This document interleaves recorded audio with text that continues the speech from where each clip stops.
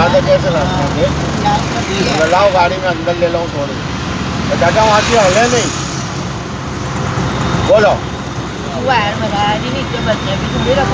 गाड़ी आगे नहीं बढ़ी कैसा होएगा? धक्का मार के ना आगे नीचे का उसने उधर कर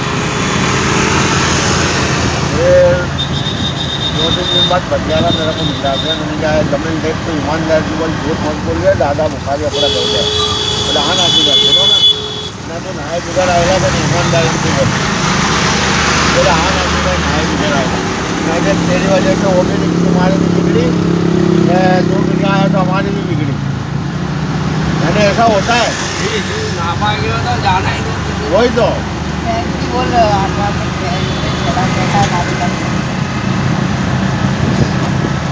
अरे जब चीज़ों का बहुत ख्याल रखने का तुम ऐसी जगह पे जाते हो तो इतना पाकि साफी रहेगी ना मुसलमान को तो कम होता जाएगी।